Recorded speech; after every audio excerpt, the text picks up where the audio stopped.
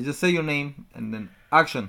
Okay, my name is Michael Peterson, and this is my favorite inanimate object, the closest I can get to it. These are the KZST's dual armature, dual driver headphones. Um, because I have a dissociative disorder called derealization, depersonalization, I don't really get attached to objects. So you can say this is my second pair. No one pair is more important than the other pair. Uh, I love the sound of these headphones and what the brand does. When you say you don't get attached to objects, what does that mean?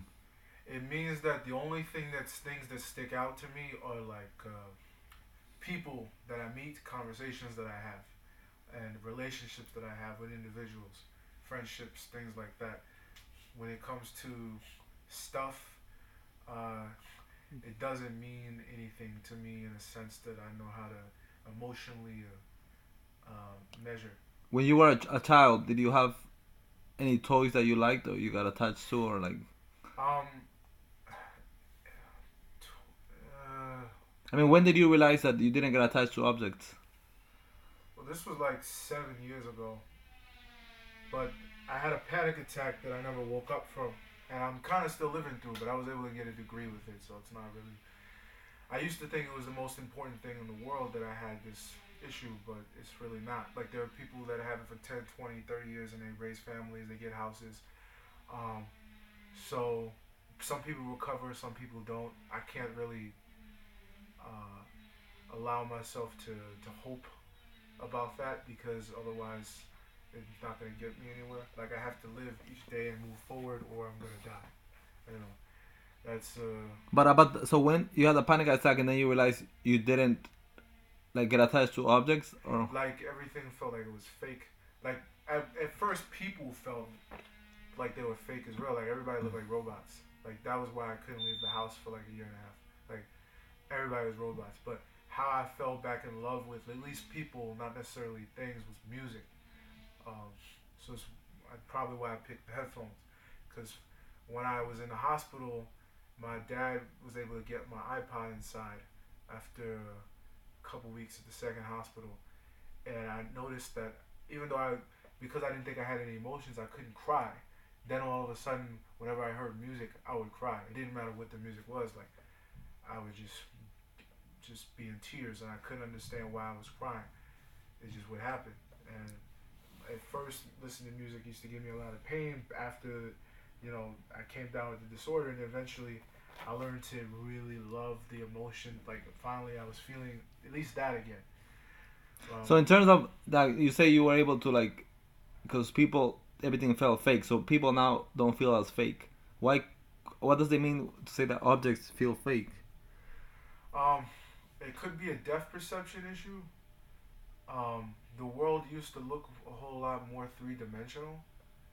So when I had the panic attack from the hit of marijuana 7 years ago, I felt like I was trapped in four walls and like I would never be able to escape. And I woke up and all of a sudden I would touch my wrist and figure out how I was able to move my hands. It didn't make any sense to me, and I would obsess over like body movement, every little thing I did. Or reading, I couldn't understand how I was able to read. And rather than focus on the act of reading, I would obsess over the fact that I was able to. Everything became reductive. And sometimes it still happens, like some late stage. Like I didn't have ADD as a kid. Now I feel like as an adult I do. It's weird, and it's like um, the lack of attachment to objects. There's no texture to that, but when it comes to sound, I can What do you mean there's no textures to them? So when you touch them, what do you feel? I feel them. Don't get me wrong. Like my nerve endings still work. Like there's a reaction. I can twitch. I can feel when it's hot. I pull my hand away. It's all right. So time. Let's say time exists in like a linear line of perception. For most people, you have a sense of how much time passes, right? Your body can you have an internal clock. Well, that didn't go away necessarily, but my sense of like being able to be at ease with the moment from moment to moment, to not feel like the days were shooting by like an accelerated speed, that disappeared. All of a sudden, 5 years ago feels like it happened yesterday, which wasn't always a thing for me. It became like every moment in my life was a perpetual near-death experience. So I'm constantly thinking about the past, randomly, out the blue, out of nowhere. And So the past becomes the present. Yeah. And then in terms of objects, do you have memories of objects that you liked, or like are they? Um, Objects that I liked. Or like, do I you? used to collect a lot of Yu-Gi-Oh cards, but even as a kid, like of course, I felt more texture and love towards certain objects, I guess. But Well, when you collected the cards, how did you feel getting new ones and getting all the different ones? well, a better analogy is Yu-Gi-Oh cards and books. It's the same thing. It's the texture, it's the smell. I used to think of books as more valuable than money. Like, books were so valuable. It was like whenever I got a new Harry Potter book, I had to smell them. And sometimes the years would pass, I liked that they were old. You know.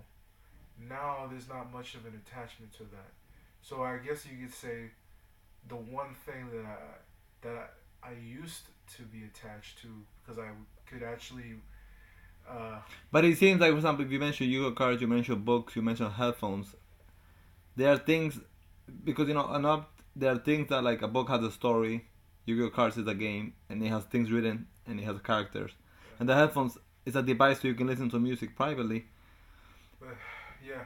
As opposed to just people like objects, like just shiny things, or just objects in general, like that have no use, but like a book is an internal thing, because you read it and you're internalizing the story.